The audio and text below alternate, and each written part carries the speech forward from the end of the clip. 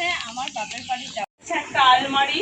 তো এই আলমারিটা আমার বিয়ের আগে ছিল না, তো এটা কিছুদিন আগে নিয়ে আসা হয়েছে। খুব সুন্দর একটা আলমারি রয়েছে, বেল ফুলের গাছ অনেক কুড়ি এসেছে প্রত্যেকদিন। তো বাড়ি থেকে যখন আমি এসেছি এখানে, যে বাড়ির পাশে বাগান আছে, পাপাকে সাবধানে রেখো, তো সবাই একটু ওকে দেখে ভয় পেয়ে যায়। যে একটা আমাদের ছোট্ট মোট্ট রুম, ঠিক আছে। এটা হচ্ছে যে বাবাদের ঘরটা দেখালাম, আর তার পাশেই হচ্ছে আমাদের রুমটা। A few moments later. Everyone, welcome back to my channel Abhipriya lifestyle. আর একটু নতুন ব্লগে সবাইকে স্বাগত জানাই। তোমরা জানো যে ষষ্ঠী উপলক্ষে আমি এসেছি বাপের বাড়িতে। তো আজকের ভিডিওটা হলো যা আমার বাপের বাড়ির হোম ট্যুর তোমাদের সঙ্গে শেয়ার করব।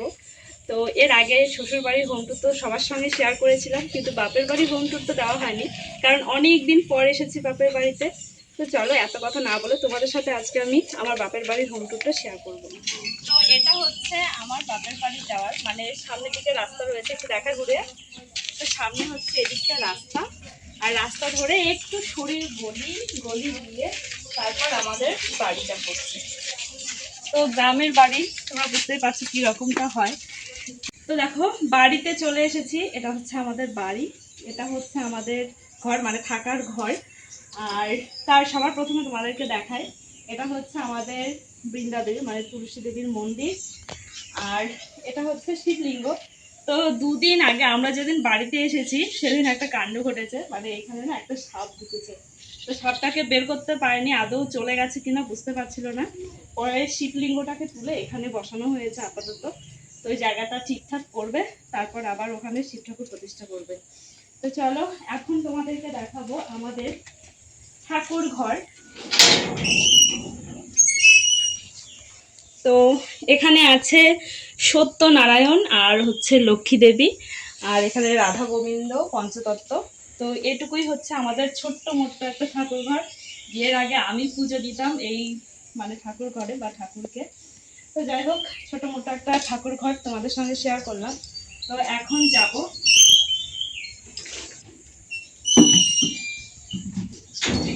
চলো এখন তোমাদেরকে আমাদের বড় ঘরটা দেখাই। তো এই হচ্ছে আমাদের ঘর, মানে বাবার বাড়ির ঘর। আলমারি, তো এই আলমারিটা আমার বিয়ের আগে ছিল না, তো এটা কিছুদিন আগে নিয়ে আসা হয়েছে। খুব সুন্দর একটা আলমারি রয়েছে। আর এইদিকে একটা ড্রেসিং টেবিল দেখতে পাচ্ছ, তো এটা আমার বিয়ের আগে অনেক দিনের পুরনো ড্রেসিং টেবিল। আর এই হচ্ছে শোকেস, এটাও অনেক দিনের পুরনো হয়ে গেছে। একটা জলের ফিল্টার রয়েছে ঘরে। আর এই হচ্ছে বিছানা। তো এইটুকুই। আর ওইদিকে রয়েছে আলমারি, চেয়ার, একটা রুম আছে, তো সেটা এখন আমি দেখাতে পারছি না কারণ ওখানে পাপা ঘুমোচ্ছে। তো ওটা আমি একটু পরে তোমাদের সঙ্গে শেয়ার করব। আর এখন চলো তোমাদেরকে দেখাবো আমাদের রান্নাঘর। এসছি এখন রান্নাঘরের সামনে দাঁড়িয়ে আছি, রান্নাঘরটা অগোছালো আছে, ভাঙা রয়েছে। তো তার আগে দেখাই, দেখো আমাদের লঙ্কা তুলে নিয়ে এসছি, এই দেখো কতগুলো লঙ্কা নিয়ে এসেছে।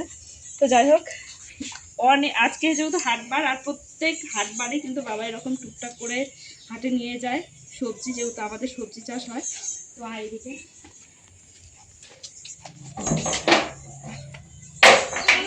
রান্নাঘরটা এখন দেখাতে পাচ্ছি না, প্রচণ্ড অন্ধকার হয়েছে। আর এখন কারেন্ট নেই, ঠিক আছে, কারেন্ট নেই। তো পরে আবার দেখাবো তোমাদেরকে রান্নাঘরটা। আর এইদিকে এদিকে চলে। আর এটা হচ্ছে আমাদের কলপাড়, আমাদের কলপাড়টাও একদমই ছোট্ট মোট্ট। তো এটা পায়খানা, এটা বাথরুম, আর এখানে হচ্ছে কল। একটু দেখা এদিকে নিয়ে এসে। তো এটা হচ্ছে কল, আর এই দিকটা পুরো ফাঁকাই রয়েছে। তো এখানে আরো একটা ঘর আছে, এটাও আমাদেরই। তো এখানে হচ্ছে একটা খাট রেখেছে, ওই সবজি যখন হয় তখন বেশি কিছু হলে এই ঘরে রাখা হয়। তো আর এখন বর্তমানে আমার ভাই এখানে টিউশনে পড়ায়। আর এই হচ্ছে আমাদের গোয়াল ঘর। দেখা, তো এই হচ্ছে আমাদের একটা ছোট্ট মোট্ট গোয়াল ঘর। আমাদের 4-5টা গরু রয়েছে, তো এই ঘরেই থাকে।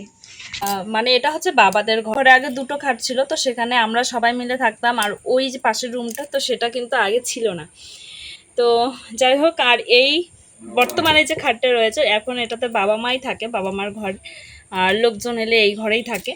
তো এইখানে একটা ছোট্ট মোট্ট জানালা আছে, ঠিক আছে। আজকে সকালবেলা যখন আমি এই মানে জানালায় বসেছি এসে, তখনই এত বড় একটা সাপ বেরিয়েছে। ওই দারাস না কি সাপ হয়, তো সেই সাপ বেরিয়েছিল। তো আমি তো দেখে পুরো ভয় পেয়ে গেছি। আর তোমার ভাই যেহেতু আমার ফোনটা নিয়েছে, ভাইকে আমি ডাকতে ডাকতে মানে সাপটা চলে গেছে। এত বড় সাপ। তো যাই হোক, এখন আমি অনেকক্ষণ ধরে এখানে বসে রয়েছি যে আমি সাপটাকে দেখবো, কিন্তু দেখতেই পাচ্ছি না। এই প্রত্যেক বছরে বর্ষার সময় ওই সাপটা না আসে, মাঝে সাঝে আসে, কিন্তু আমি আজকে দেখতেই পাচ্ছি না। সে একবারই দেখা দিয়েছে। আমি ভাবলাম যে আমার ছেলেকে একটু দেখাবো। তো যাই হোক, এটা কিন্তু আমাদের বাড়ির পেছনটা, ঠিক আছে? এখানে একটা বাগান রয়েছে, এই যে। তো এখন তো বর্ষার সিজন, আর বর্ষার সিজনে না বাড়িঘর সবসময় ওই কাদা কাদা টাইপের হয়ে থাকে। আর গ্রামের দিকে তো বুঝতেই পারছো, যাদের গ্রামে বাড়ি রয়েছে, তো যার জন্য ওই দিকটায় যাচ্ছি না। প্রচণ্ড পরিমাণে মশা, ওই পারে গেলে আমাকে স্নান করতে হবে, তো যার জন্য যেতে ইচ্ছে করছে না। এখন তো বিকেল টাইম, আর বিকেল টাইমে আমি ব্লগটা স্টার্ট করেছি। আর আমার যে ক্যামেরাম্যান ছিল সে এখন পড়াতে গেছে, কারণ ওর স্টুডেন্ট চলে এসেছে। তো আমি ভাবলাম না, বাড়ির আশপাশ যা কিছু আছে এখন আমি একটু নিজে নিজে শেয়ার করি।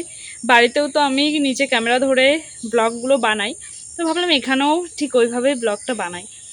তো চলো, আর এখানে আমার সামনে একটা বাতাবি লেবুর গাছ আছে, চলো তোমাদেরকে দেখাই। এত পরিমাণে বাতাবি লেবু হয়েছে, আর যখন এই লেবুগুলো পাকে না, আমি এই লেবুর গাছটা খুব মিস করি, খেতে পারি না জন্য। তো চলো, আর এই যে বাতাবি লেবুগুলো আছে সবগুলোই কিন্তু আমার পেটেই চলে যেত বেশিরভাগ সময়, কারণ আমি লেবু টেবু মাখা খেতে ভীষণ ভালোবাসতাম, আর সবাই মিলে একসঙ্গে খেতাম, তো যার জন্য অনেক কিছুই মানে অনেকগুলো করে লাগতো। তো চলো দেখাই তোমাদেরকে আমাদের বাড়ির পেছন। এই সুপুরি গাছটা আমাদের, আর এটা না পান পান লাগিয়েছে, এই যে গাছটা দেখতে পাচ্ছ, পান। তো উত্তরবঙ্গের মানুষের পান সুপুরিটা হচ্ছে মেন, ঠিক আছে? আর এইদিকে দেখো বাতাবি লেবু এত পরিমাণে ধরে রয়েছে গাছটায়, পুরো বাতাবি লেবুতেই ভরা। শুধু এখানে না, ওইদিকে আরও একটা গাছ আছে, এখান থেকে বোঝা যাচ্ছে না, ওইখানে বেশি একটু ধরেনি, তবে এই গাছটাতে প্রচুর বাতাবি লেবু ধরেছে।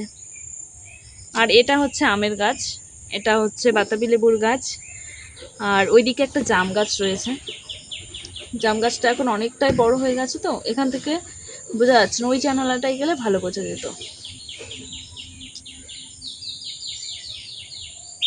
তো বাড়ি থেকে যখন আমি এসেছি এখানে, মানে আসবো, তো সবারই কথা যে বাড়ির পাশে বাগান আছে, পাপাকে সাবধানে রেখো।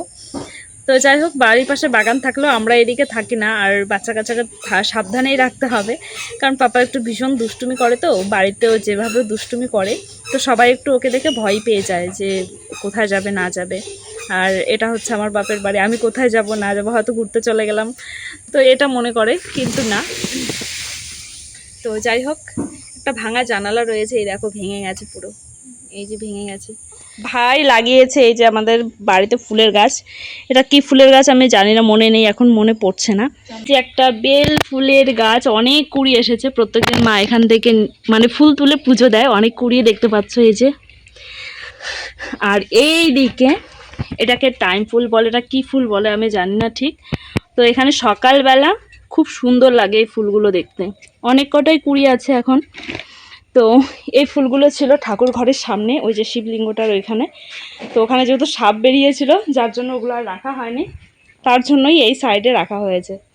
তো যাই হোক, এখন আমি তোমাদেরকে এই ঘরটা শেয়ার করছি। পাপা উঠে গেছে, তো পাপাও ঘুম থেকে উঠে গেছে।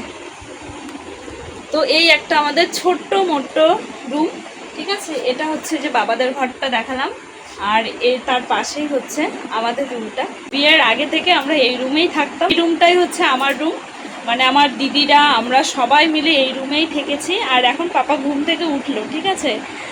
আর এখন এটা আমার ভাইয়ের রুম হয়ে গেছে। তো এখানে ওর যেহেতু আর্ট করে, পড়াশোনা করে, তো যার জন্য এই টেবিলটা ওর আর্ট পড়াশোনা সব কিছু ওখানেই থাকে। আর তার সঙ্গে দেখো একটা লাইটও লাগিয়ে নিয়েছে, এটা হচ্ছে চার্জার লাইট, ওই জন্য এইভাবে নিয়েছে, কারণ ও ভিডিও করে, তো আর্টের ভিডিও করে, তো যার জন্য একটা স্ট্যান্ডও আছে, দেখতে পাচ্ছ। আর এই একটা বিছানা, আমি এখন পাপাকে দেখাতে পারছি না। তো এই হলো আমার বাপের বাড়ি, মানে ছোট্ট মোট্ট একটা রাজপ্রাসাদ বলতে গেলেই চলে, এখানেই আমরা বড় হয়েছি। তো চলো, কেমন লাগলো অবশ্যই তোমরা জানাবে কমেন্ট করে। যদি ভালো লাগে চ্যানেলটাকে সাবস্ক্রাইব, লাইক আর একটা কমেন্ট করবে। তো দেখা হচ্ছে নেক্সট আর একটা নতুন ব্লগ ভিডিও নিয়ে। ততক্ষণে তোমরা সবাই ভালো থেকো, সুস্থ থেকো।